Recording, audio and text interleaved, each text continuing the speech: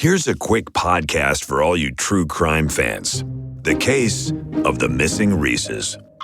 It was me at the store with my mouth. Motive? They're Reeses. What was I going to do? Stop myself? Tune in next time to see if I do it again. Spoiler, I will. Wow, that had everything. Reeses, suspense, Reeses. Everyone loves an unexpected plot twist, but your education shouldn't be one of them. And nobody understands that better than Southern New Hampshire University. SNHU's online degree programs provide the flexibility you need, backed by support you can count on. With over 200 affordable options in psychology, criminal justice, business, and more, SNHU is built to fit your life and your budget. Visit snhu.edu/lastpodcast to learn more. That's snhu.edu/lastpodcast. There's no place to escape to. This is the last podcast. On the left. That's when the cannibalism started. What was that?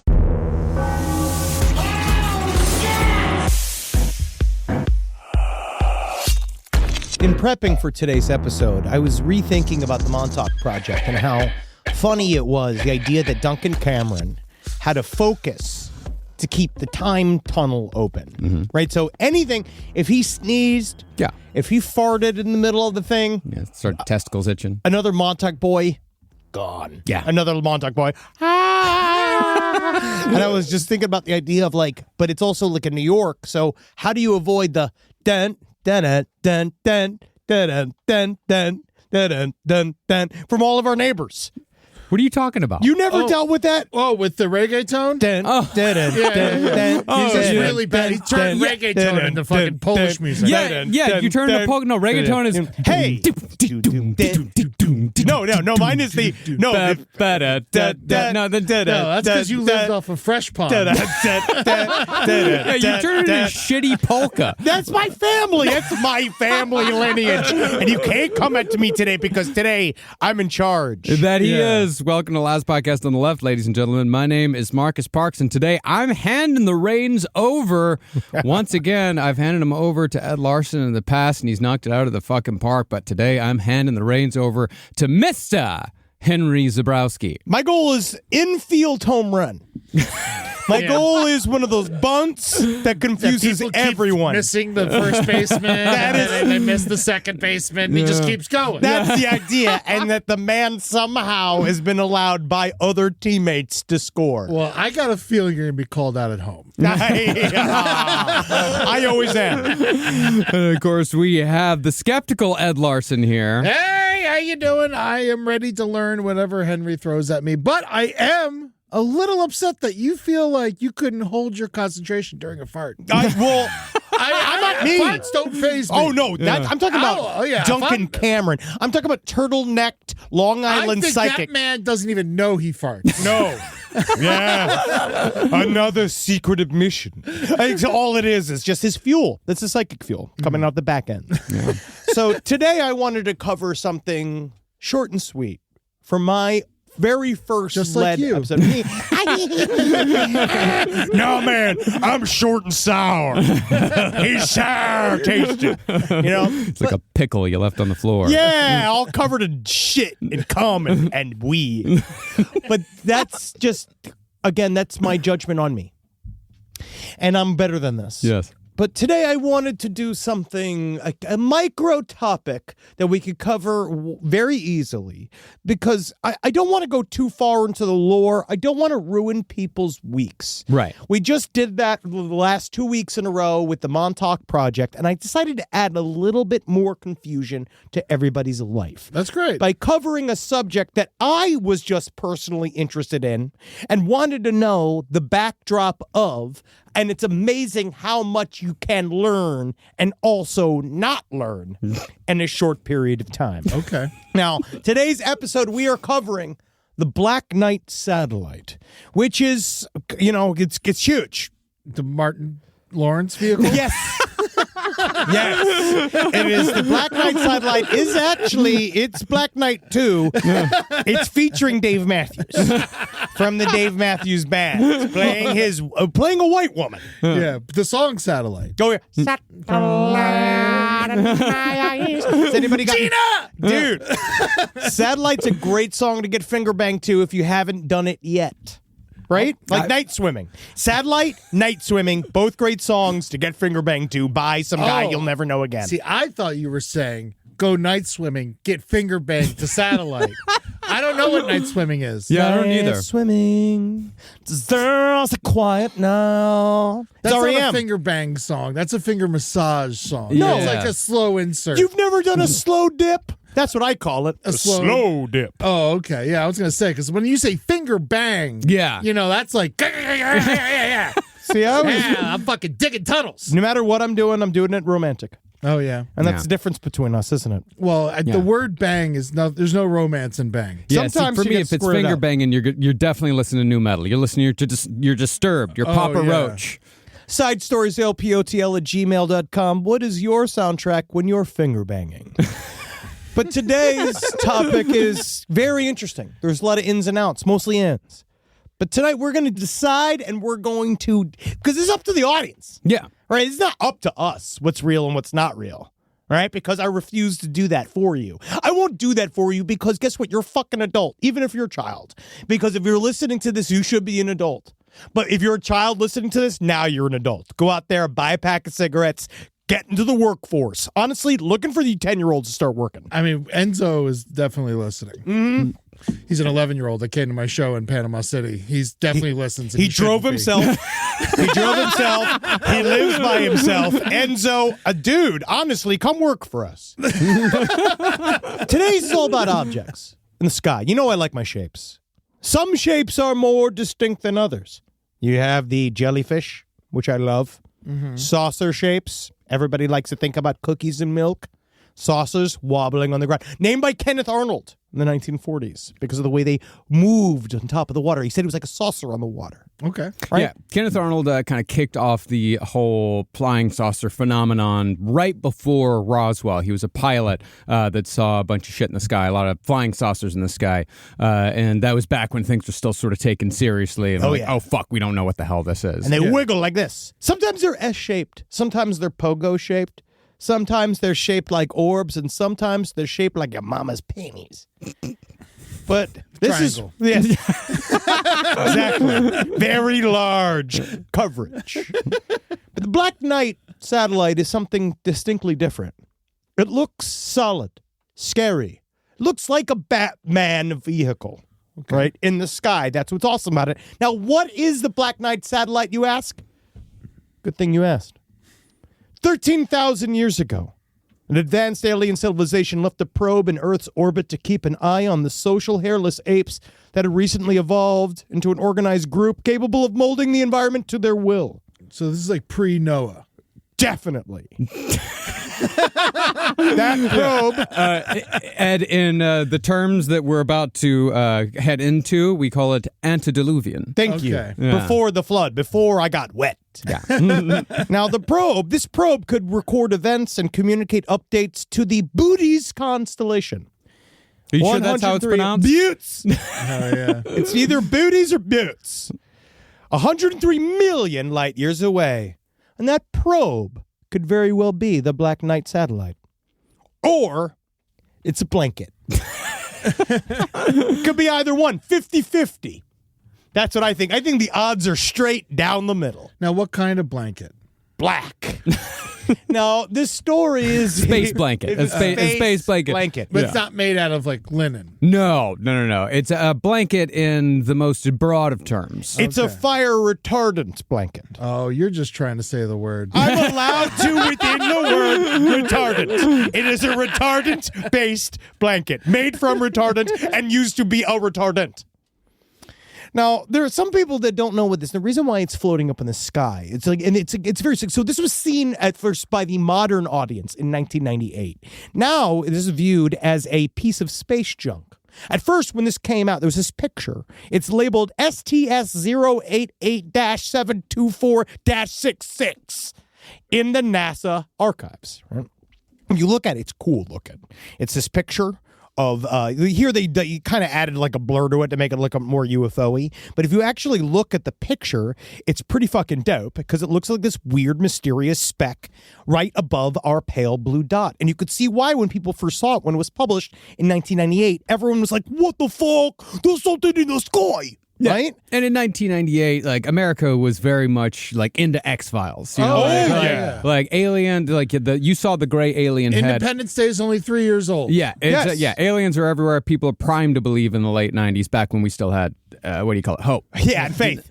And this is because it seemed interesting. This is one of those things. Why UFOs were the gasoline behind the internet. Because people were like, all the OG boards, most of them were ufology boards.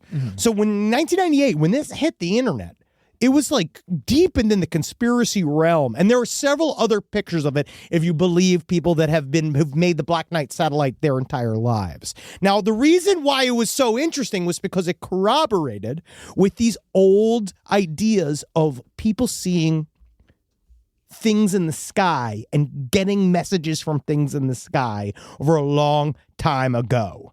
Now, the first thing was seen in 1953. Dr. Lincoln La Paz of the University of New Mexico discovered an unknown satellite orbiting Earth. La Paz reported a discovery to the U.S. Department of Defense, who contacted Dr. Clyde Tombaugh. Now, it's important to know. Now, Dr. Clyde Tombaugh, big guy in space industry. Okay. He's Pluto's agent. He discovered Pluto. Okay. So Pluto obviously had put on I believe it was a bringer show, and did show, like, he kind of went there because that's big. You guys don't know, in the space entertainment industry, what a planet has to do is, first of all, be willing to do nudity. And then you have to put on, obviously, dramatic monologue, comedic monologue, dance song. Yeah. And she did all of it. Pluto's a woman. Yeah. Oh, okay. Yep. Pluto's a fucking woman. First of all, fuck you. Yep. Yeah, Pluto's a lady. And that's Dr. Clyde right there. Dr. Clyde had the wherewithal. When he saw Pluto's huge tits, he knew Pluto was going to make it real far in the solar system. But Pluto was a planet, and then they took its rights away as a planet, and then gave them back. Exactly. It's And then- it's a planet again. No, it's not. Oh, it's It is not? not a planet. It's not a planet. Absolutely so it's not. My very energetic mother gave us 9. Yep, exactly. What? Don't know. All we know is that Pluto is not good enough anymore. It's been cut.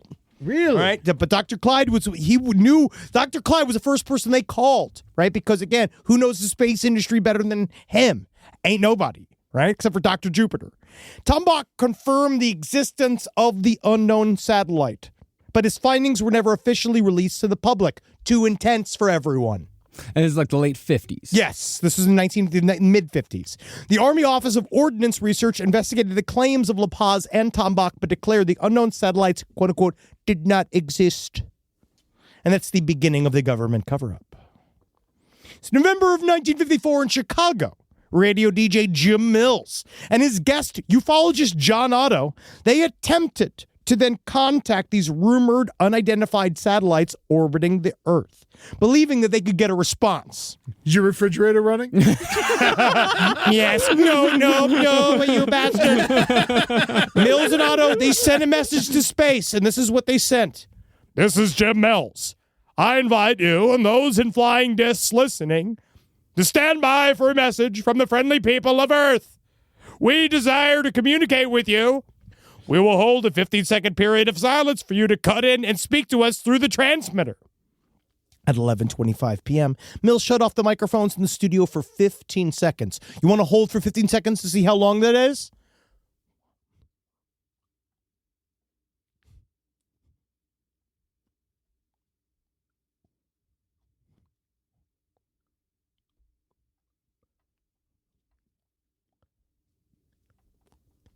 Extremely long time to have dead air. Yeah. Right? Extremely long. Yeah, you would not know. And when Mills and Otto came back on the air, the switchboard lit up with calls from listeners all saying that they had heard the aliens reply. In what way would you guess, Eddie? I guess telepathically. No, sleigh bells. Jingling. They said it sounded somewhat like a version of Jingle Bells. The song or bells jingling? Bells jingling. Well, I read both. I read that it was sleigh bells, but I also read, it may have been erroneously reported, that it was a version of Jingle Bells. I am getting corrected on my own episode. Jingle bells.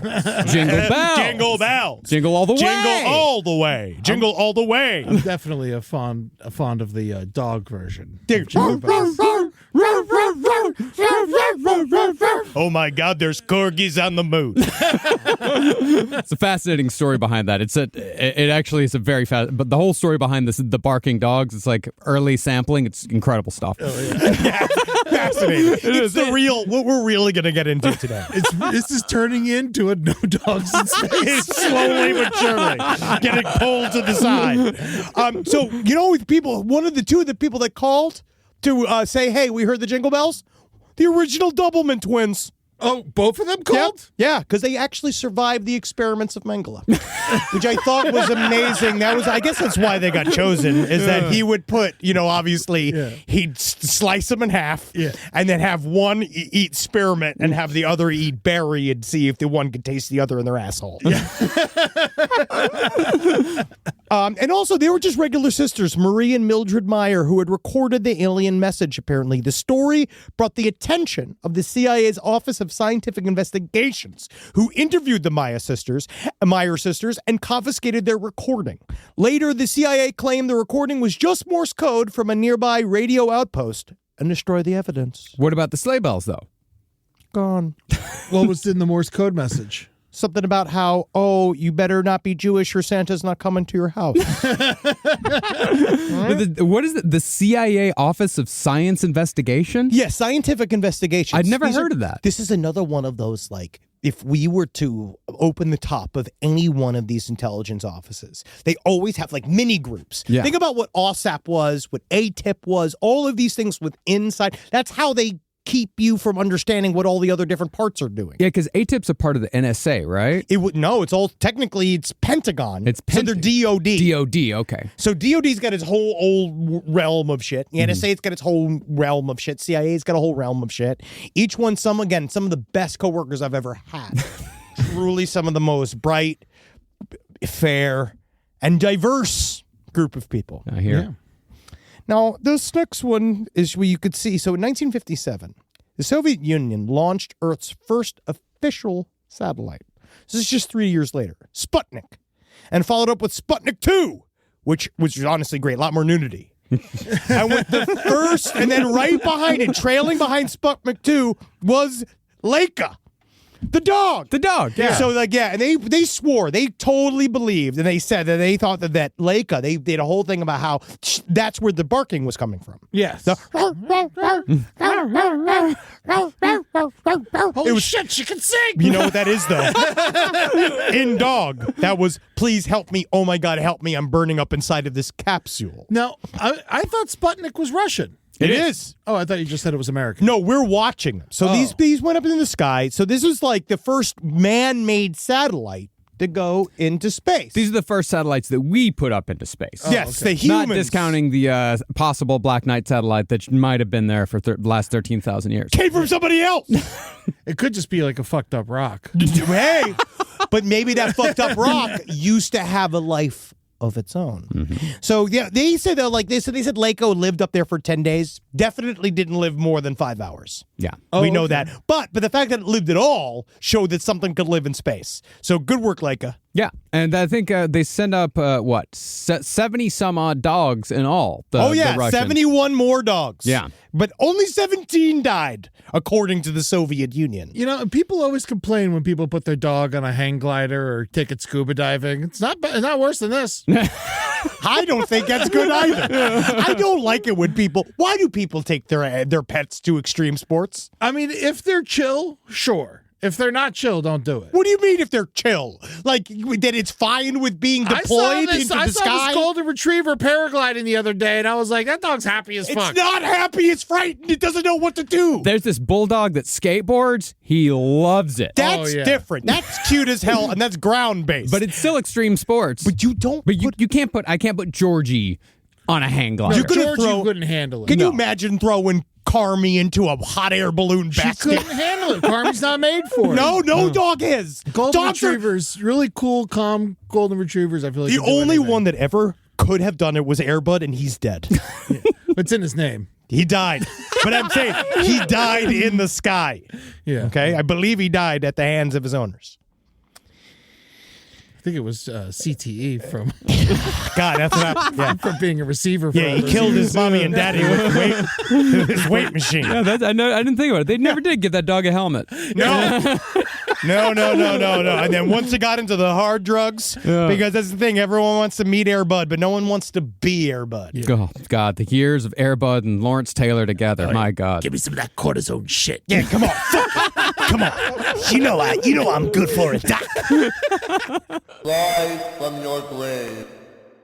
This podcast is brought to you by Squarespace. Squarespace is an all-in-one website platform that helps you stand out online. Yes, that's right. You don't have to smash your face with a hammer. You can just start a business. It's got everything you need on Squarespace, from securing your domain to building a professional site and showcasing your work all in one place. Let's say you want to show everybody how you can carve your ribs out of your lower abdomen so that you look more like a Ken doll. That's amazing. You can bring your vision to life with AI-powered design or curated templates, plus flexible editing tools that helps you create something that truly reflects your style, especially if you are somebody that is trying to corrupt the young men of America. That's what Squarespace is really going to help you. Squarespace makes it easy. It makes it easy for you to put all that together, and you just go to Squarespace and do it all.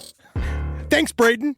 Head to squarespace.com/left for a free trial. And when you're ready to launch, use offer code LEFT to save 10% off your first purchase of a website or domain. Summer means freedom. And for adults, summer means work next to freedom. But thanks to Mint Mobile's summer sale, it can almost feel like the work is playtime for the adults. Right now, all of Mint's plans are $15 per month, even unlimited. Free yourself from big wireless and switch to Mint Mobile for high-speed data and coverage on the T-Mobile 5G network. It's so well connected, I could call from anywhere. Deep from well within my bunker, where my AI-fueled robots slowly but surely toil for me, but I know for a fact I'm saving money on my phone plan. Or up above, where I'm training all of my giant Amazon female warriors who will fight in bulletproof mesh. Also, honestly, Mint Mobile's really cheap and it's really reliable, so you should use it. To get your new wireless plan for just $15 a month, go to mintmobile.com/LPOTL. That's mintmobile.com/LPOTL. Cut your wireless bill to $15 a month at mintmobile.com/LPOTL. That's it. There's no catch. Upfront payment of $45 per 3 months, $90 for 6 months, or $180 for 12 months. Plan required, $15 per month equivalent. Taxes and fees extra. Initial plan term only. Greater than 50 gigabytes may slow when network is busy. Includes up to 20 gigabyte hotspot. Capable device required. Availability, speed, and coverage varies. See mintmobile.com. If I think about where we were 20 years ago, and I think what we would use to protect our space, it would mostly involve bayonets, weed whackers, and assorted diesel-fueled dune buggies that we'd use to spread pollution so thick it kept the other improv comedians from stealing our material.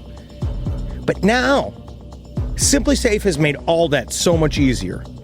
Using SimpliSafe here at the office has revolutionized our ability to use diesel-powered dune buggies for good, and not for chaos. Think about what your home security system does as an intruder approaches your house. Sits, waits, not much, just waits until the window breaks and then it goes, oh no. But then you get some kind of alarm and a notification. What if the whole point was to stop the chain events before it even happened?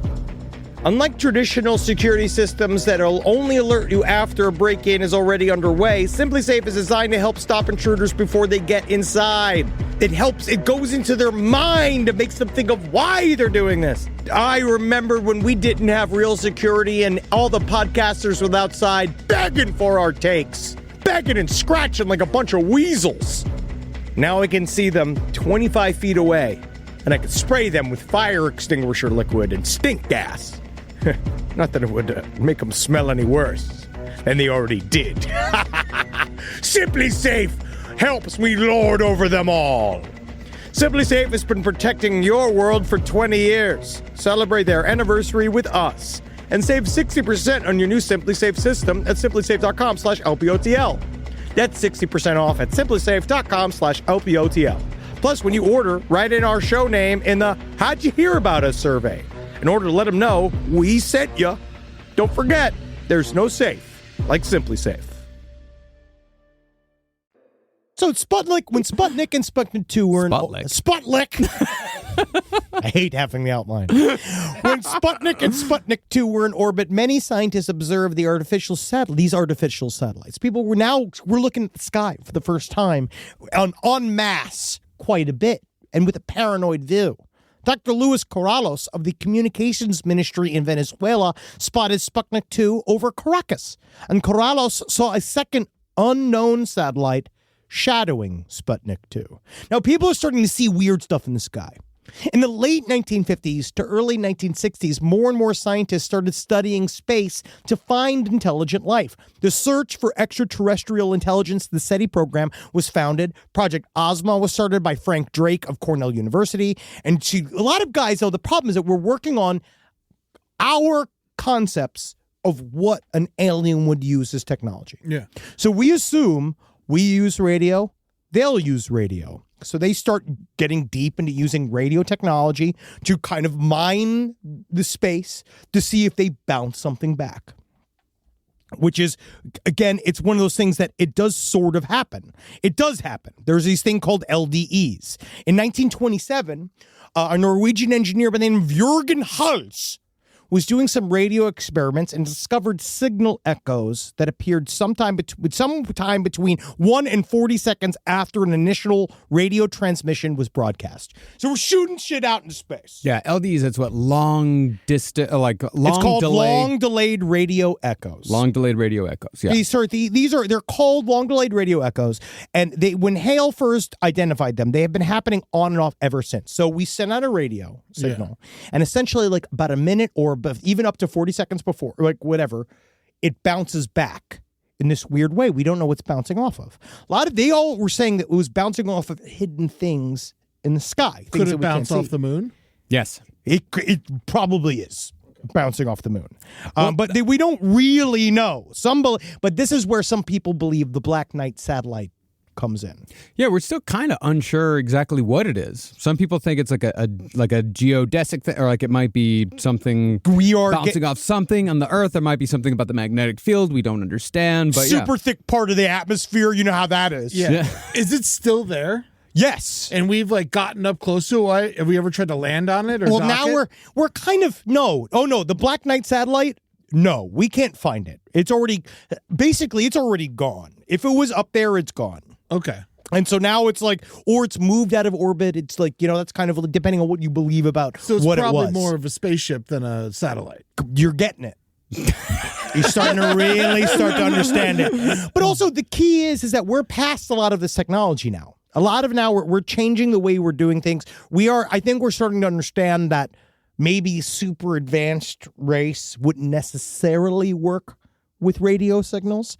But until then, at this point in the story, though, we're not there yet. Well, it's sort of the idea of, the idea that nuts and bolts UFOs would take far too long to get here because the scientific principle is that nothing can travel faster than light, and traveling at light speed, it would still take, years upon years upon years for anything to actually get here. So it kind of stands to reason that if UFOs do exist, if it's nuts and bolts UFOs coming from other alien civilizations, then they would have access to technology that we don't have access to. They would have access to scientific knowledge that we haven't discovered just yet. And maybe don't understand. Yeah, so they probably wouldn't.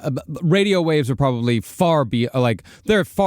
they are nuts and bolts UFOs, they are far beyond radio waves. Yeah. But at the time, we don't know that. We assume that radio waves is the far bleeding edge of technology that we're on. So we're trying to kind of talk to this thing back. We believe that we're talking to something and it might be sending something back. Yeah. Like signals have been around, and the idea of signals being in the sky have actually been around for a very long time. Technically, before we even started doing these massive like space exploration projects. It starts technically with Tesla, Nikola Tesla. Now, we're all the way back here. I keep dialing the story back. Yeah. Well, I mean, of course you have to. It's one layer after time, because now it's like, okay, how does this connect to the Black Knight satellite?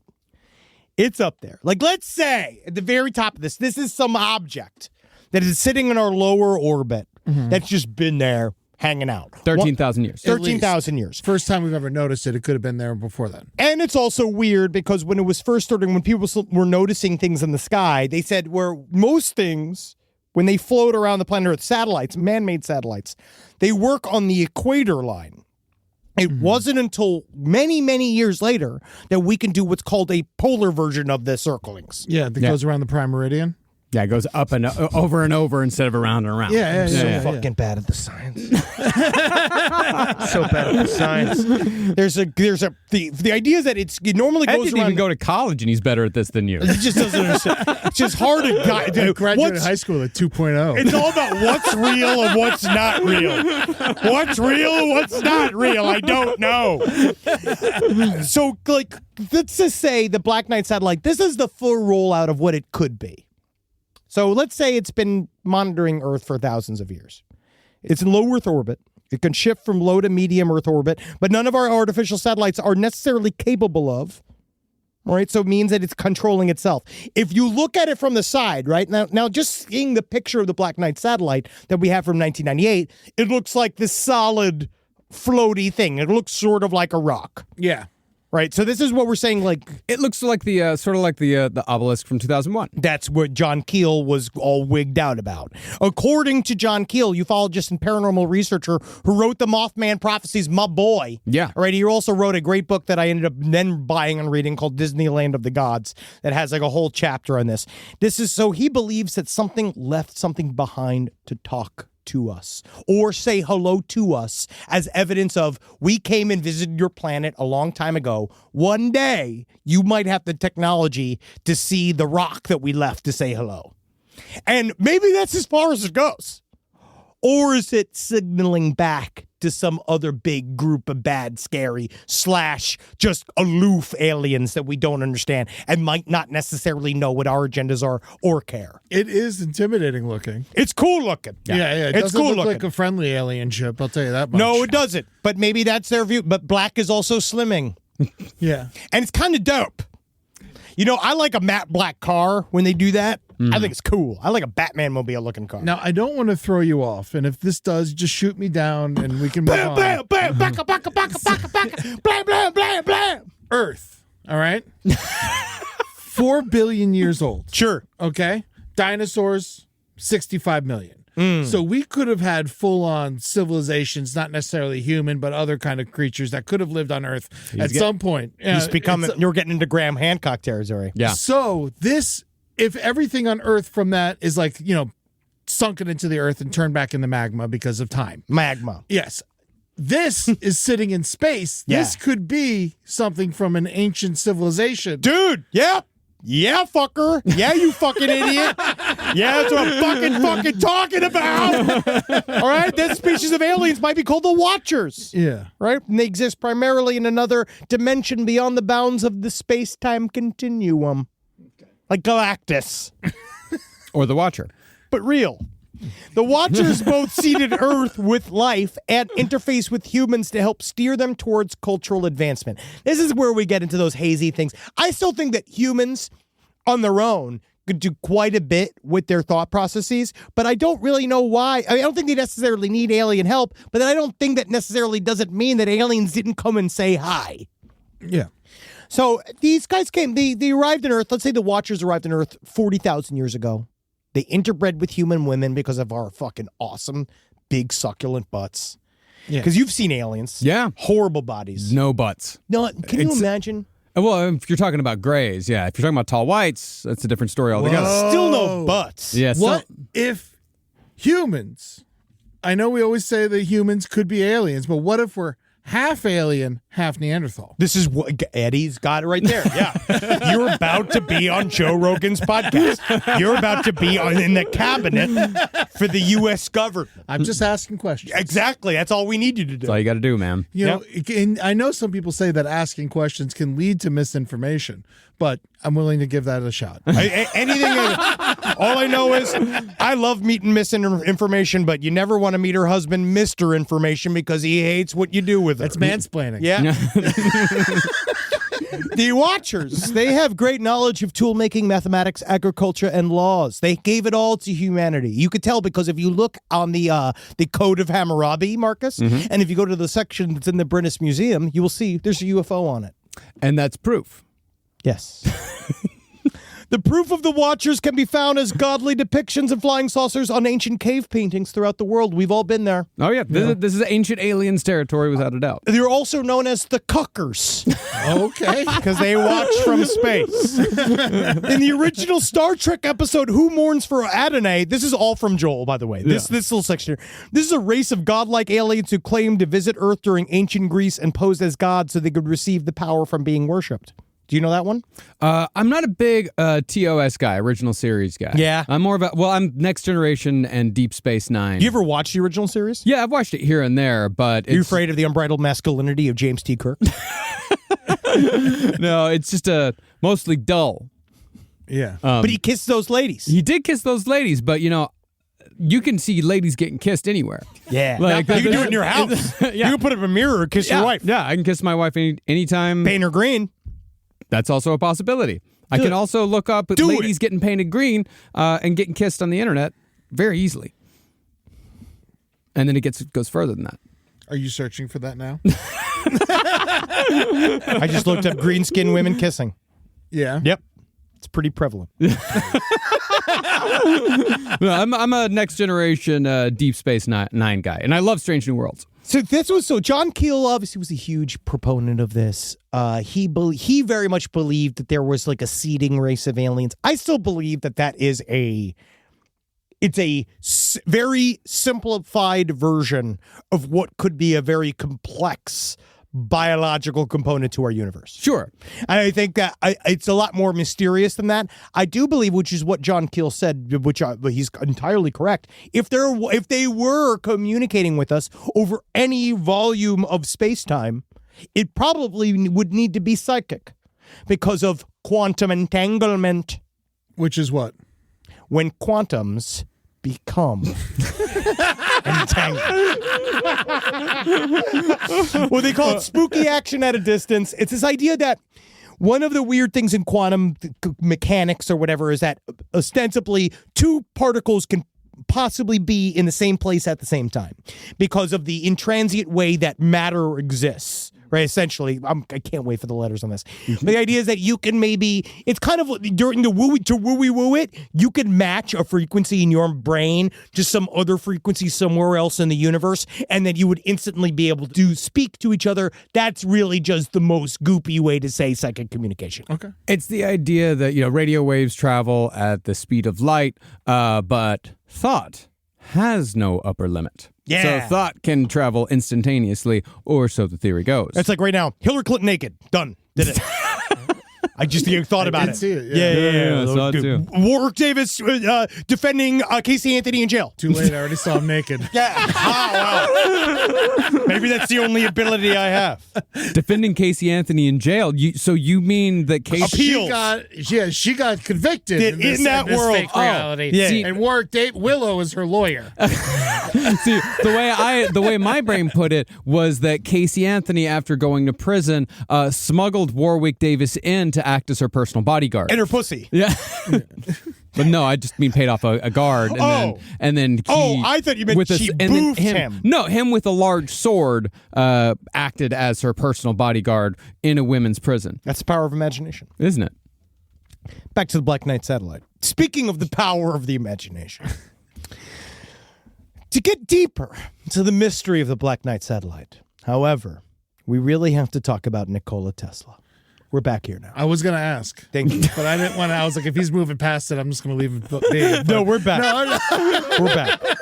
Thank you, Joel, for helping me with this outline. Nikola Tesla was one of the more important figures in science, definitely. Developed many things. The electromagnetic wave technology that allowed wireless communication that we all use today. Indeed. He also got majorly flamed by Edison. And I think largely Tesla was just a weirdo. And they gave him a lot of judgment. Yeah. He was kind of goth. He was too beautiful for this world. He was too precious. Yeah. Wait, Edison was probably just like a better hang. No, Edison was a fucking bastard, but he was an American genius. Just because you're a bastard doesn't mean you're a bad hang. He was an evil. I bet you. Yeah, you're right.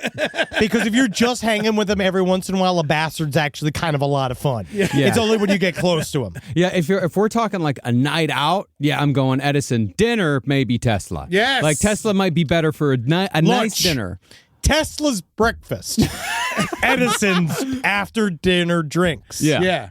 That's great. I like that. That's a good way to look at it. And P.T. Barnum's at the hotel room after all of Or it. the hotel lobby. Yeah, that's right? Waiting for you. So Tesla, who also worked in Colorado Springs, which I did not know, he was in his laboratory in 1899. Working in the lab late one night. I wish I could do a whole song here. I was working in the lab. He happened upon a mysterious radio signal. Tesla An believed- eerie sight? What? Whoa! Whoa! It's the Wolfman doing the twist. That Wolfman's now having sex with my father. So he was watching his signals because he's bored and he's fucking a weirdo. And Tesla believed that there was a greeting of one planet to another from highly intelligent beings. Tesla intercepted dozens of strange radio signals, which he initially believed were from Mars, but came to understand that they were from much further away. This inspired him to develop technology capable of sending radio signals to other planets, and it sort of also ruined his entire career because he came out saying, "Big deal, I'm talking to aliens." They sent this triple message where it was knock, knock, knock, and then he sent a 4-knock response and got nothing. But now there's a lot of talk about whether or not he did pick up something weird, and there have been people who've tried to recreate this same experiment and have gotten this weird chatter back, but they believe that it might come from literally weird space signals bouncing off of Jupiter.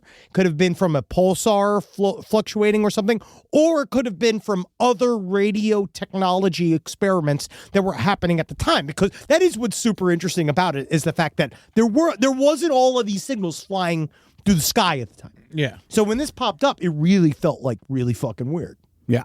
No. Or it could have been Aliens. Black Knight satellite. Now, Yes. how does something bounce off of Jupiter? I thought Jupiter was just gas. Jupiter's gas, but it's solid enough to get bounced off of. Gas can actually be bounced off of in space. Okay, cool. Oh, yeah. Very much so. Has to be. Now, this is what Tesla, all of this then comes together when Black Knight is then seen later on, and this idea of there's something talking to another planetary race outside of us, kind of all gets souped up. So now, this is all of this to be said, is this is why the Black Knight satellite started to sort of accrue conspiracy theories around it. And once 1998, that kind of set it all off, because what then unearthed was even more weird, legit information about what was going on in the sky and in space at the same time. By the 1960s, the USA and the Soviet Union were competing in the space race. In January 1960, both U.S. and Soviet scientists discovered that what they believed to be an unknown satellite in what they called the polar orbit of the Earth. Neither nation had been capable of launching a satellite into polar orbit. In addition, the polar satellite was believed to be 15 tons, and the heaviest satellite launched at the time was only 1.4 tons. There were many research establishments that confirmed this thing. So that was the first time we saw something in the sky we didn't know what it was, right? New York Times, Newsweek, Life magazine reported on this heavy polar satellite, calling it the Black Knight, which is where we get the name. There were countless reports from professional and amateur astronomers, radio operators about the Black Knight, strange radio signals, and these long-delayed echoes. People are all getting these weird things, watching things in the sky. Partially is just the amount of now eyeballs looking at the sky, especially since like the lead up to this, having the whole space race go on in the United States, all over the world. Like everybody's got space on the brain. Yeah. And everyone's also super paranoid because of the Cold War, because the Russians got the Sputnik into space first, and we don't know what Sputnik can do. We don't know what the Russians are capable of. So people are staring up at the sky, looking for shit, and they're very paranoid about what's up there. And alien entertainment is at an all-time high. It's huge. It's huge. It's like people love sci-fi. It is a part of the whole mod movement. But then they get to, so now we show back up. So Clyde Tombaugh, Pluto's agent, he just beat all of these allegations at the time for sexually assaulting Mercury. And when he got past all of that Too noise. hot to handle. Too cold to hold. He's the space lawyer and he's in control. So he believed Earth, he himself believed that Earth had an unknown satellite similar to the moon, but much closer to Earth in low Earth orbit. Tombaugh observed the Black Knight was apparently, and he said that it could adjust its orbit and move into medium Earth orbit, which is what I used to do. But now I am moving into extra large orbit. Back where you belong. Where I feel comfortable. The picture we were seeing of the Black Knight satellite, is that the only picture that exists? There's a couple of other, quote unquote, there are other pictures that exist. According to some conspiracy theorists that when you watch their videos, there's some that say like, yeah, that one got debunked. That main picture got debunked, but there are other pictures from other sources that they say exist of it. And it just depends on whether or not you believe that those pictures are real or not. And the Hubble can't see this thing? Hubble's got other things on its mind, dog. Hubble's doing other shit. No, it's because it's not looking at us. Hubble's looking out. Yeah. Yeah, Hubble's looking out at the rest of the space trying to find shit out there. Oh, and the Hubble's in space. Yeah, Hubble's in space. Yeah. Okay. Yeah, you can't turn the Hubble around and have it look at Earth. No, dude, you can't fucking turn that shit around, dude, because honestly, you just look like shit. You ever taken a selfie on the toilet? What about the observatory? Like the big fucking, there's giant telescopes all over Earth. We haven't been able to spot this thing once. It's quite like, think about how big space is and how small this object might be. We don't know. 15 tons. Yes. We could spot our own satellites. Because we know where they are. Yeah. It's very big. Very big. Things move very fast up there. February 1960, the U.S. government identified on radar a dark, tumbling object in Earth's orbit, and the Navy experienced what they said was another long-delayed radio echo. The Defense Department dismissed the object as space debris. Time magazine published an article about the unknown object, speculating that it was the often rumored Black Knight satellite. So it got a lot of coverage. This whole story was pretty legit. It was speculated that the object was a Soviet spy satellite. Soviets like, ain't us. Of course. Why would they say it was them? But it was revealed, true, it was revealed in a follow-up Times article that the U.S. Navy program Dark Fence was on the lookout for all satellites, U.S., Soviet, or other, and the tumbling object was actually a piece broken off of a U.S. spy satellite, Discoverer 5. Nevertheless, the initial article had spawned a rabid curiosity for the Black Knight satellite. So it's like, this is true. There was stuff floating around out there. Yeah, we didn't know what it was. We didn't know what it was because we were trying to shoot stuff into space as much as we could, especially at the time, and some of it just didn't work. Some of it died as soon as we shot it out But there. it stays in orbit. For a long time. Yeah. Until it re-enters the atmosphere and burns up. Oh, yes. Because this is very common. Space debris, which is being seen, misidentified by astronauts. Throughout the 1960s, many U.S. astronauts reported seeing strange things in the Earth's orbit. Astronaut Gordon Cooper made several launches into the Earth's orbit from 1963 to 1966. And he saw multiple unknown objects. Faith 7, when he did that flight, Cooper saw an unknown object that was confirmed by 100 other people who spotted it on radar. In 1966, Cooper was on another mission orbiting Earth when he saw a green glowing orb that was confirmed on radar by the Australian Moochea Observation Station. So people see shit out there all the time. Drives me crazy, though. You're out there. You're an astronaut. You're orbiting space. You're looking for shit. Take a fucking picture. I know, like, if we miss an alien because we're like, holy shit, that's an alien. We don't take a picture. You're out. That's what you're doing. But the problem is you're out there patrolling space. Take the fucking picture. But I think the problem is that the cameras are not as good as we wanted them to be. And then when you went to go take the picture, it would look like how when you know how everybody is a professional photographer on July 4th taking pictures of fireworks, and they're like, oh, that's awesome. Oh, great. And then later on, you have to go watch some guy's video of the fireworks because you're caught in an Uber pool with him. And he's like, see these right here? This is the fireworks before I watched my daughter die. My daughter died of asthma in my arms. She died of fucking asthma. And then you're looking at the fireworks, and it's just little fart blips on it. Yeah. If an astronaut is telling me about how his daughter died and show me pictures of It's 1966, Yeah. so he's not going to bring like a camera technology isn't quite there yet. For sure. But we're also like, we're currently cruising out there all the fucking time. Katy Perry and Gayle King got back this morning. You should have stayed. You should have left her up there. Except Katy Perry, again, she's still my choice. Yeah. Speaking of fireworks. There you go.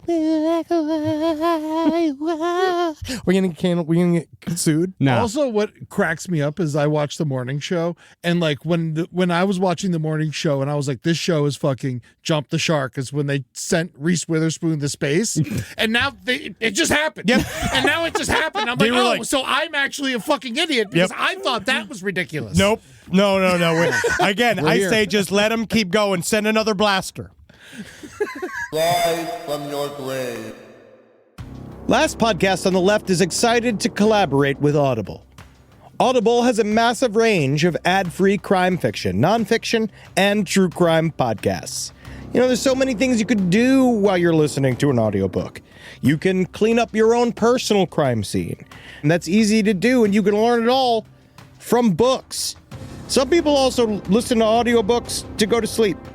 But you could check out podcasts like This American Life, titles from true crime greats like Michael Connelly and Agatha Christie, and Audible originals like Dr. Death, The Cowboy. You can find whatever you're looking for on Audible. Plus, you can multitask while you do it. Find your next mystery on Audible. Audible. Stories that speak to you. New members can start listening with a 30-day free trial at audible.com/left. Is there anything better than a summer evening outdoors? Enjoy your space to the fullest with new greenery from Fast Growing Trees. I love a big, thick bush. Fast Growing Trees is America's largest, most trusted online nursery, and they can send me a big, thick bush any time of the day. It arrives at work. It arrives at my car. I can pinpoint on a Google map where it is. Send me a big, thick, brown bush. And they send it immediately when they have it, because sometimes the shaver comes to town. I remember one time I ordered a cherry wood tree from Fast Growing Trees, and my God, I couldn't cut it down no matter what my father told me to do. I had to lie to him about it, and next thing you know, I became the first president of the United States of America. And even you can become the first president of the United States of America with Fast Growing Trees. Right now, get up to half off select summer planting essentials, plus get an additional 20% off your first purchase with code LEFT at checkout. That's an additional 20% off at fastgrowingtrees.com with code LEFT at checkout. Offer is valid for a limited time only. Terms and conditions apply.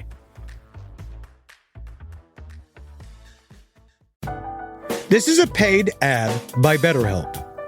It's so important to remember with the busyness of the holidays, every holiday, Arbor Day, that day about the planet, President's Day. There's so many things to adapt to in this life, and it doesn't follow a perfect plan. God, ruins the whole weekend. But therapy with BetterHelp, the world's largest online therapy platform, it can be a space to pause, reevaluate, and adjust to any unexpected changes. With over 30,000 therapists worldwide, BetterHelp is one of the leading online therapy platforms, having served millions of people globally. BetterHelp makes it easier to fit therapy into your routine. You're in good hands, too. BetterHelp therapists have at least 3 years and 1,000 hours of hands-on experience, and hold all required education, training, and certifications. It's easy to do, and the help is better over there. You don't have to navigate life's changes alone. Sign up and get 10% off at betterhelp.com/lastpod. That's betterhelp.com/lastpod.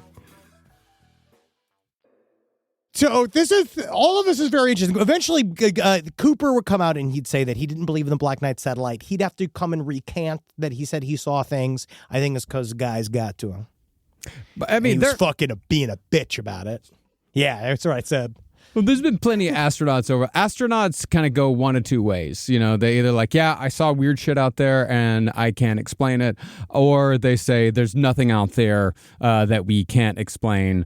If I can't identify it, that just means I didn't know what it was. It doesn't mean that it's necessarily an alien. He's correct. Or anything like that.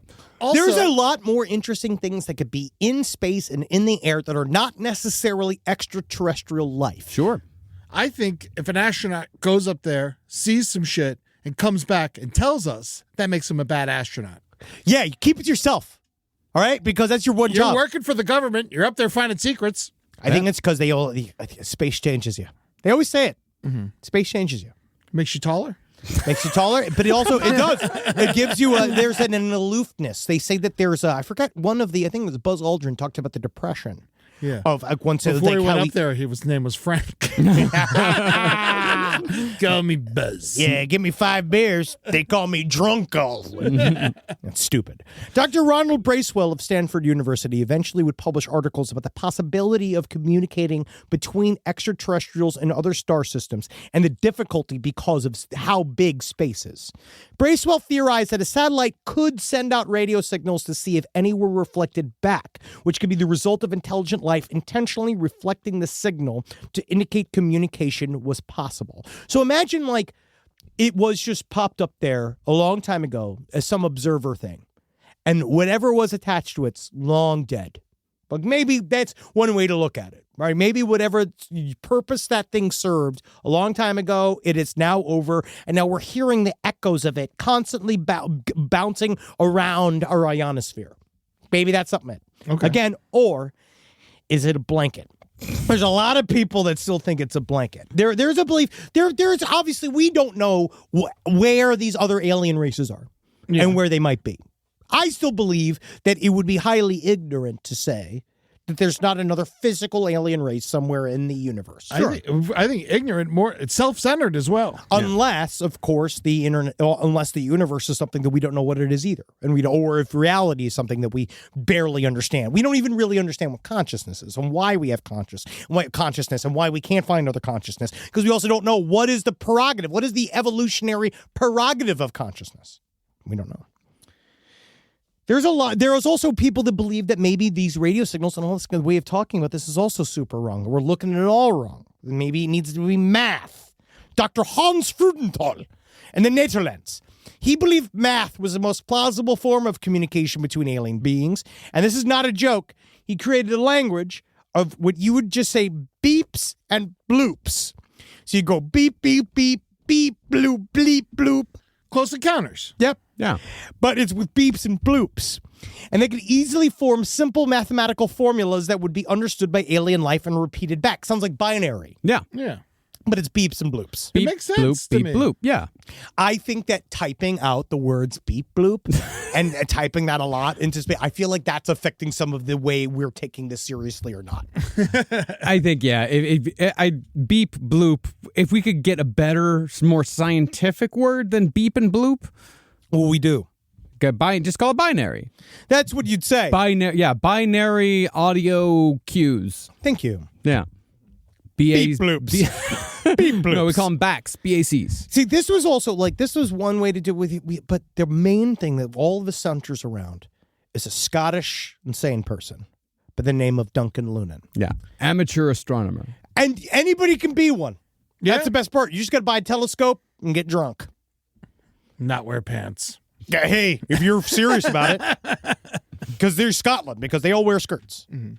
In the 1970s, Scottish amateur astronomer and science fiction writer Duncan Lunan collected all of the known strange radio signal events and long-delayed radio echo instances from history. So he said he put all of these things together. He did a lot of years and years of research, and he plotted out all the data onto a graph. And he said a star map emerged. So this is what he believed was being pinged off of the Black Knight satellite. Okay. And he collected all of these things. And that's what the Black Knight satellite is doing. So this is the message. Luna found that the data points, they led to the star Epsilon Buttis. And within the data, there was also a message. Star there. Our home is Upsilon Buttis, which is a double star. We live on the sixth planet of 7, coming from the sun, which is the larger of the two. Our sixth planet has 1 moon. Our fourth planet is 3. Our first and third planets each have 1. Our probe is in the position of Arcturus, known in our maps. Right? So in his world, the aliens are Scottish as well. Yes. Yeah. Shockingly. Duncan Lunan believed the aliens had been on Earth thousands of years ago and had left the Black Knight satellite behind with a message that could be translated once humankind had developed significant technology to do so. So the idea is that it's just there until we can say hi. And then when we say hi, guess what it said? Nothing. Well, we didn't say hi correctly. Or I guess. Or not quick enough. What's right? so it might be dead. I mean, who knows? Lunan shared his findings with several of his peers at the British Interplanetary Society, and the vice president, Kenneth Gatlin, replicated Lunan's work and found the conclusions to be credible. He said, all right, I'll take a look at your data points then. Fuck right. That's some cool ass fucking data points then. It's aliens in here. I tell you, motherfucker. Tell that aliens to go fuck yourself. Sounds like a peer. Yep. Yeah. Yep. Now, Epsilon Buttis is 103 million light years from Earth. That's far. Yeah. Duncan Lunan's star charts displayed the position of Epsilon Buttis from 13,000 years ago, which places the arrival of the Black Knight satellite at exactly 13,000 years ago, and suggests the aliens of Epsilon Buttis are capable of traveling several times faster than the speed of light. And that's real fast. Coincidentally, between 11,000 and 13,000 years ago was also when the lost civilization of Atlantis fell. Oh. Antediluvian. It's got to be real. You know how it is. You get in there, people are trying to dig it out. They made a nuclear bomb. They blew themselves up, had crystals for heads. Where do they think Atlantis is? South. Of? Us. Which is down.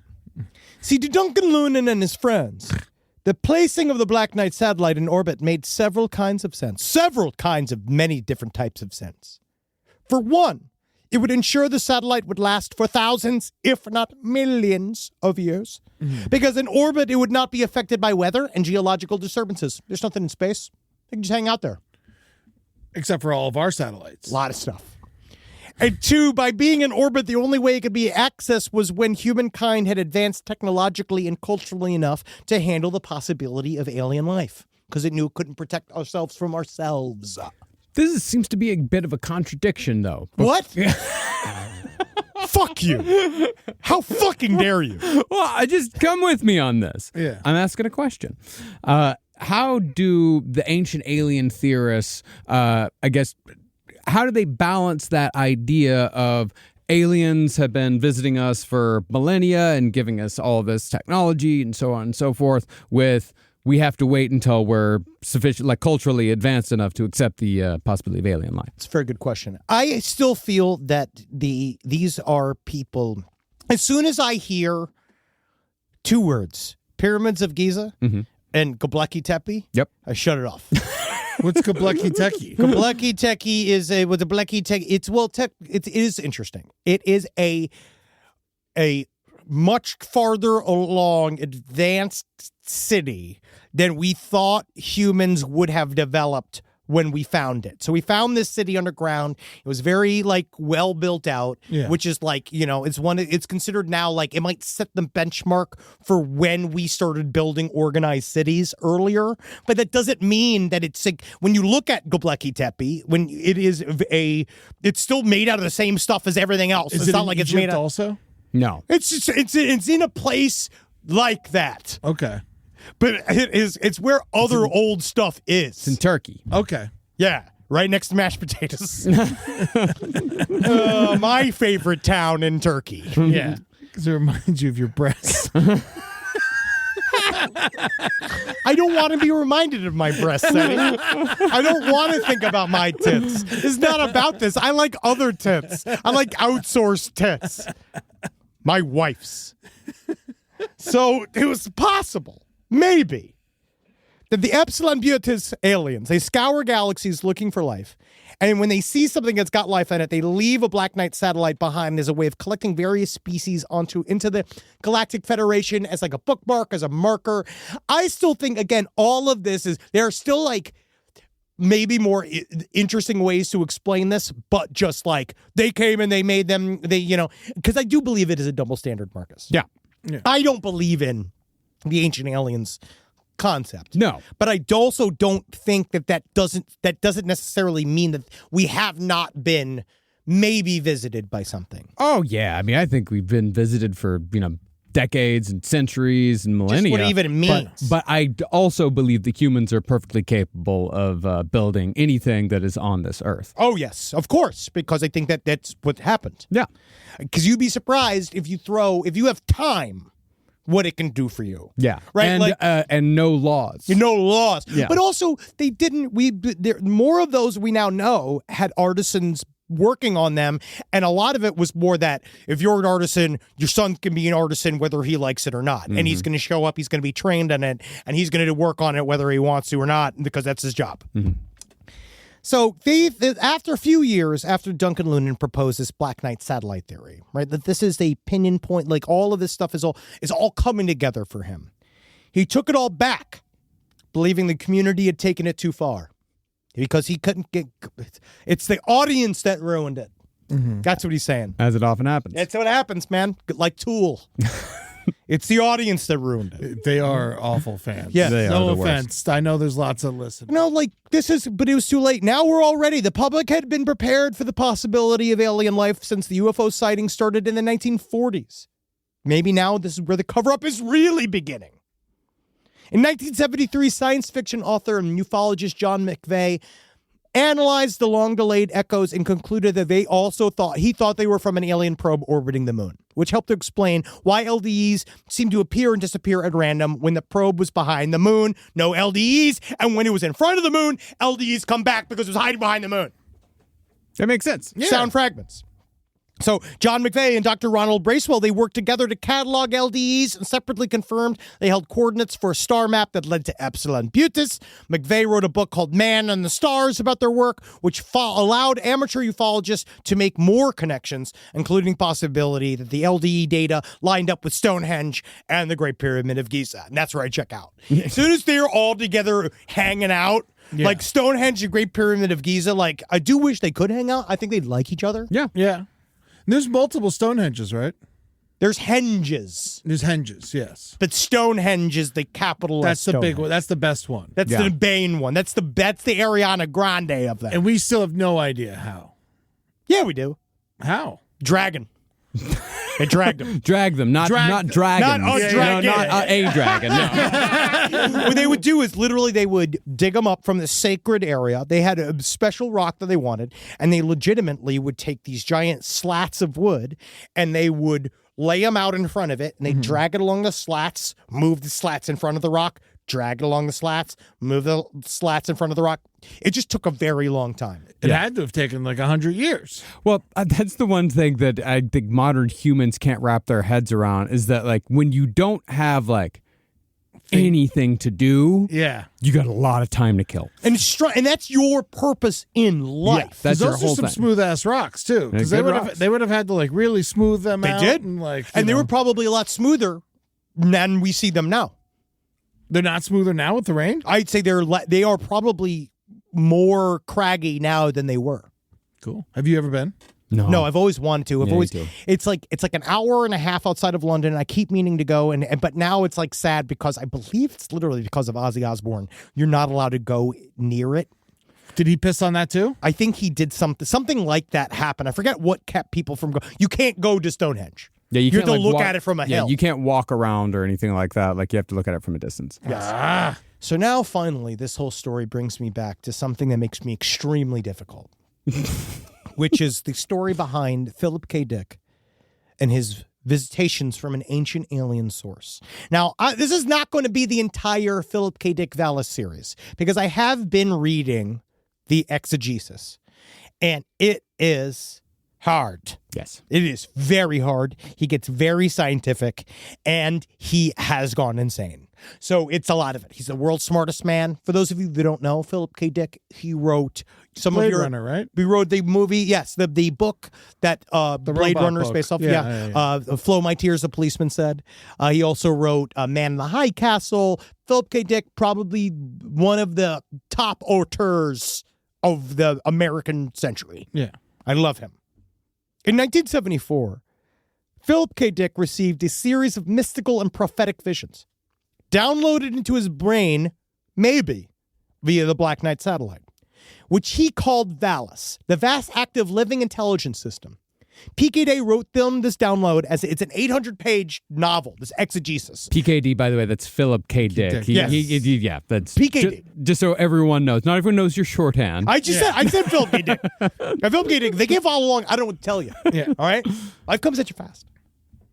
In Valis, that's in Texas.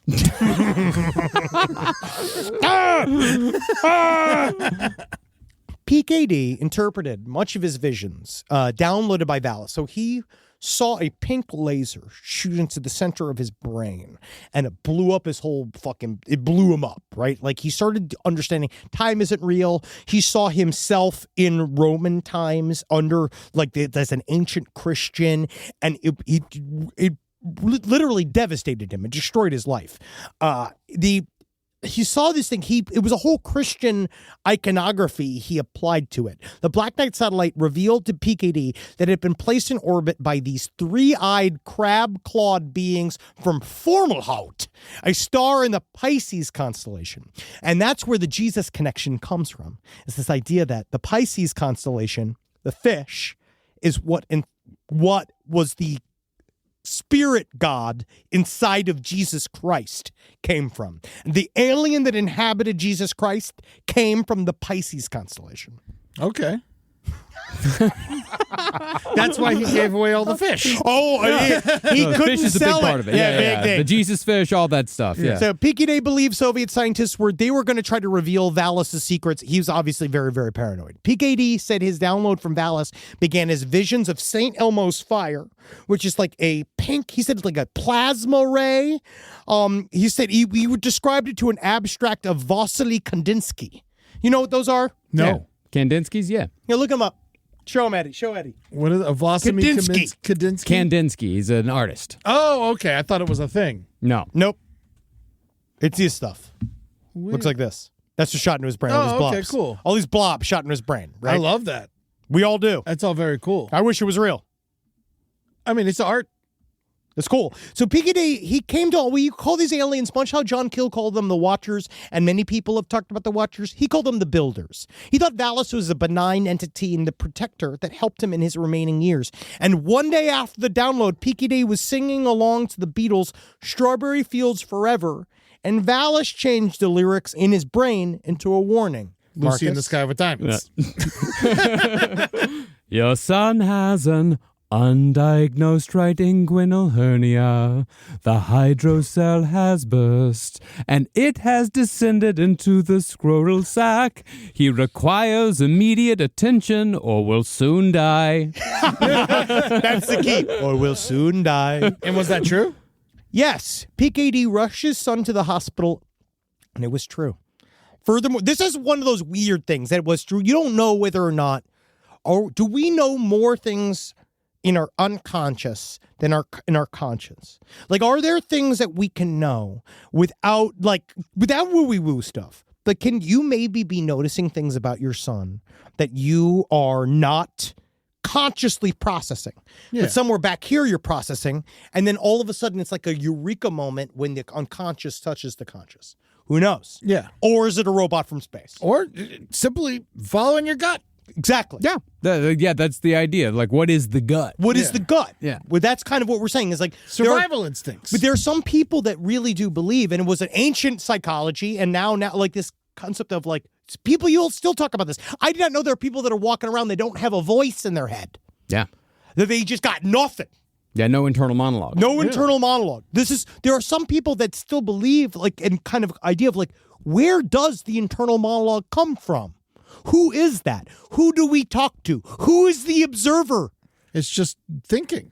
But what is thinking? If you're talking, what is thinking, Eddie? I mean, you're just rationalizing shit in your head, trying to figure out the problem. He needs to get more. I need him to have more generalized anxiety. So this is like, you really should read all of his books. So PKD. What if I just read one? Read What Androids Dream of Electric Sheep. You already know the story. It's very short. You would like it. Have fun it's actually, with it. You'd be surprised how strange PKD is if you actually read it. It's like not straight up and down sci-fi at all. It's very, very weird. Or The Man in the High Castle. It's got Nazis. Man in the High Castle is wonderful. It's an alternative history about if the Nazis won. I know. And let me guess. Let me tell you. TV show. Yeah, let me tell you. Guess what? What? It's not good. Not good? No, the most recent evidence of the Black Knight satellite. So for those of you that want to know, go read Radio Free Albemuth, The Divine Invasion, The Transmigration of Timothy Archer, and Valis. That is the Valis series. It all talks about, Valis is a very touching, scary book about a man you're watching, because it's a hidden autobiography, and you're watching Phillip K. Dick wrestle with this thing of like, am I crazy? Or is this real? And he's the smartest man in the world, and he is tortured by this. He's too creative for his own good. And he died of a brain aneurysm not too shortly after this. Yeah, I mean, there was he would sometimes, correct me if I'm wrong here, but he claimed that like Man in the High Castle was actually real. traveled to that, like he could jump dimensions, and he actually traveled to another dimension in which he saw the Nazis won, and then came back and wrote the book. Yeah, he did a whole, like, he believed in this emotional truth. He started to really believe that every one of his books were from a real alternative future. Sounds like he's like the only guy who can remember his dreams. He really had lost his mind. He's just also great. Philip K. Dick is what an amazing character. He was a big dude too. He's a fucking huge man. Now, the most recent evidence of the Black Knight satellite is a photo. We now know it's from the ISS 1998. The NASA STS-88 mission had the Space Shuttle Endeavour transporting modules for construction of the ISS, and one of the astronauts snapped a photo of the Black Knight satellite. So this is what I'm asking for. This is what it was. Yeah. That's what that picture was that you That's see. what that exact picture is? Yes. Okay, cool. However, now we're getting to the bummer section. There are a number of skeptics who claim that the Black Knight satellite photo is actually just a photo of a blanket. Space trash. Officially, NASA says the object is space junk. No, space junk number 025570. And that actually it burned up in the atmosphere a few days after the picture was taken. The thermal blankets were used to cover the trunnion pins on the modules, and one happened to float into space, allegedly, during spacewalk. Astronaut Commander Robert Cabana was even reported saying, "Jetty, one of them thermal covers got away from you, my friend." That's just like Roberto Cabana. Yeah. So did a blanket go missing? Yeah. Yeah. Oh, okay. So it's probably the blanket. Or NASA engineer James Oberg and cosmonaut Sergei Krikalev also claimed the Black Knight satellite photo is just a photo of a lost thermal blanket, which looks like an alien object because there's no gravity in space and something like a blanket will maintain its shape. If you look at also, there's a bunch of AI breakdowns where they try to say, look, it's solid. Oh, you could see, but it could maybe very well be a blanket. I don't know. I can see why people would think it's a blanket because of the ruffles and stuff. Oh, yes, because there's a lot of stuff. Most people believe the testimony from the astronauts saying that it's part of a cover-up, maybe. NASA removed the photo of the thermal blanket from their official website, leading to even more cover-up speculation. They dumped it in the trash. I mean, just keep it up there. But that's the thing. They have to go and make it extra mysterious by deleting it. And it turns out what's fucked up, though, which is true. There's a lot of trash in space. Tons of trash. There's a lot of trash. The satellites don't even work anymore. Oh, right? yeah. Oh, yeah. And there's some of it's left up there. Most of it burns up in the atmosphere. Some of it crashes into the ocean. In 2006, a spatula was lost during the Space Shuttle Discovery's mission to the International Space Station. In 2008, astronaut Heidi Stephenschnim Piper Like a single spatula A single spatula. Yeah. was lost? Oh, yeah. Sounds like someone did something they shouldn't have done and fucking hid that shit. That's my thing. I just throw that spatula. Yeah. All right. That's evidence. It's fun to do. This astronaut lost her grip on a tool bag during a spacewalk and was repairing jammed gear for a solar panel. The bag weighed 30 pounds and had $100,000 worth of space-ready tools. It could still be seen on radar. Oh, really? Oh, yeah, which is pretty funny. Yeah, if you can snag that thing. You get a cool $100,000. That's some good-ass money, dude. Like, I always think about that meteorite. I can't believe that movie wasn't made. That's going to crash somewhere. That's got like 12... It's like a meteorite made out of like $12 billion worth of gold. Yeah. We don't know where that is. In 2007, a 1,400-pound tank of ammonia was thrown overboard from the ISS because NASA said they needed to free up room on the shuttle's return trip to Earth. It was in orbit for a year before it burned up in the atmosphere. NASA developed urine recycling systems. They used to just dump their pee. Why not? I actually think I missed that. What, just said shooting pee. And did they shoot the feces as well? Yeah, of course. Why would But you not shoot it into space? Because I think it's just gross. You can now recycle it. Like they now recycle the urine to drink. into drinkable water. Pee-pee water. Shoot it into space. Come on, let's shoot it into space. There's crystals out there, little twinkly stars. This is actually... Twinkle, twinkle, little star. But this is Twinkle, actually truly interesting. 2012, classified documents were unsealed regarding the U.S. spy satellite program Corona. Interesting name. Which operated from 1959 to 1972. The spy satellites would take photos over the Soviet Union, then dump the film back to Earth by parachute. There were at least 23 Corona spy satellites in medium Earth orbit between 600 and 1,000 miles above Earth. So it is quite possible that a lot of these unknown objects that were spotted during that time period were our own secret U.S. spy satellites. Okay. Yeah.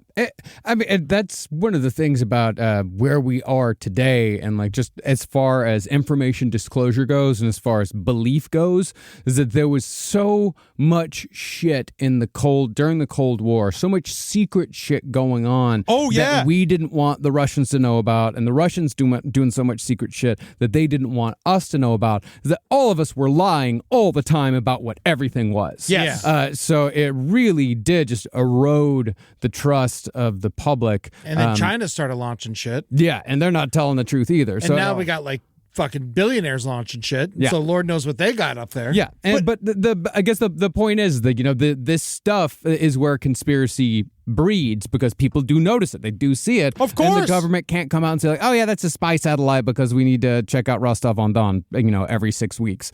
So they lie about it, and conspiracy breeds, and that's where we are in the 21st century now. Yeah. Think about what we just dealt with the balloons. Yeah. The Chinese spy balloons. We had to deal with all of this where we had to make a big deal, but like, oh, I can't believe they're spying on us when we're watching them from space. Of course they're spying doing on the us. same We're thing all to us. spying on each other all the time. Yes. And think about that. I mean, the drone flap was what? 5 months ago? Yeah. No one's fucking talking about it anymore. It's already gone. It's gone. It's gone. It's over. It's because it probably was an AI piloted drone program. Yeah, could be. But that's the thing. No one told us what it was. No one told us that. And it was just there, and it's gone, and now it's in the ether. That was 5 months. That was 5 fucking months ago. You got to tell me. a lifetime ago. Well, I'm still thinking about it. I can't get a straight answer out of Henry anytime. I'm just used to being ignored, but it's because mystery is important, Eddie. Mm-hmm. And sometimes it's not about answering the questions, because not every question has an answer. Some questions are just there to postulate. Why were the airport shut down? That's a good question. It's very scary, Eddie. None of us will know. But the Black Knight satellite mystery remains. In March of 2017, the Daily Mail published an article that claimed, as reported by Secure Team 10 YouTube's channel, that the Black Knight satellite was shot down by the elite Illuminati UFO hunters. So good night, Black Knight satellite, and thank you for your service. So I think anything that makes people look to the sky is fun. And I think that, like, yes, obviously this can be very easily debunked and torn apart, but there's still something about the mystery of space. It's why we do this. It is as mysterious as the bottom of the ocean. We don't know what's going on. No. That's why we got all the Cthulhu stuff and Kraken and all that kind of stuff. It's the same thing as up there. And until one day we master space, which we will never. No. The mysteries will continue. I think that's great. I mean, I love knowing about it, but it does seem like a blanket now that we're really talking about it. It's probably a blanket. Look at it real hard. It does. It's got a blanket aspect to it. Yes, I can't see that. Zoom in, like when you zoom out, it looks like a rock. But yeah, when you get in there. But I do want to one day have proper. I want to do something where we make Tesla look cool again. Well, it's that's difficult impossible now. Yeah. Yeah, it's actually it is impossible now. Yeah, that poor like it's just poor God, sad man. That poor sad just still his reputation and his name is just shit on and shit on and shit on forever. Like it's now like forever ruined. He's just like, what? He sees like what's happening now. He's just like, oh, what the living fucking hell? No one. What? I thought we were going to be talking to angels. Like Tesla thought he was talking to angels. So but I am right now. I'm talking to two angels, Eddie and Marcus. Thank you for letting me lead this episode. No, thank you for doing it. I'm glad. I want to thank Joel McKean, our head researcher. He helped me write this whole fucking thing. I needed it, obviously. And, again, just helping people ask questions. Honestly, I hope I get to a point where I learn about every single fucking alien thing that's coming. And it's good that it feels good. I'm glad we're doing this right before Contact in the Desert. Yes. Because we're going there, and it's always good to know a little bit more so I can ask questions whenever I'm talking to these people. Absolutely.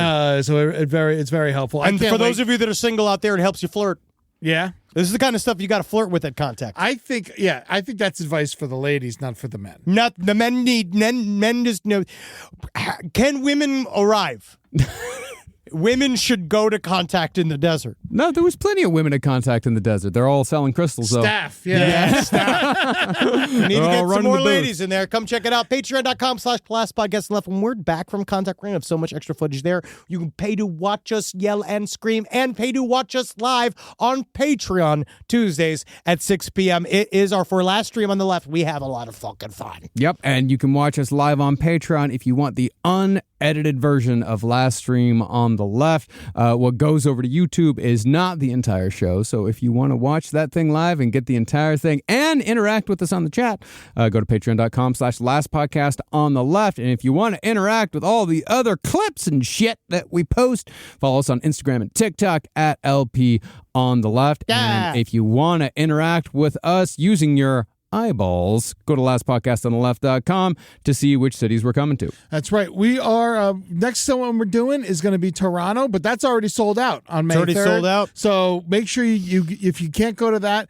we got Atlanta in June, Salt Lake City. My first time doing a big outdoor show. I'm very excited for that. That's going to be in July. We basically do one a month, except for in August we're doing two. We're doing Durham and Charlotte, and then we're going to keep coming. We got cities booked once a month for the whole rest of the year, twice a month. We got Oakland and we got Portland coming up in December. So go to lastpodcastonleft.com to see which city near you that we're coming to. Also, Invasive Species is going to be real soon. Right, I'm going straight from Toronto right down to Florida. I'm going to do my second leg of this tour. It's going to be amazing. I got Naples on the 6th. With Henry, I'm going to be in Fort Lauderdale on the 7th. And then on the 8th, Henry and I are going to be in Orlando at the Funny Bone. And then I'm doing that full weekend in Key West, which is going to be a fucking blast. I don't know if people go to Key West anymore. I fucking love that place. It could wash away at any moment. Yep. So this might be your last time to go. It's the only way. Yes. And then make sure you come see us in May at Contact in the Desert, which is the last day of May and then the first 2 days of June. That's going to be a fucking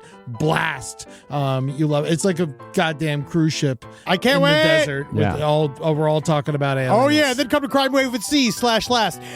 We got a lot going on, don't we? This whole fucking year is booked. Solid. Thank you, Henry. This was so nice. Yes, thank you. Did this. Yes. I appreciate you taking time and doing it because I feel like the alien stuff has been slept on lately, and it's such a major part of the show. And thank you for that. We're bringing it back. Yeah, I don't care what anybody says. With your goon shirt, how is your gooning going?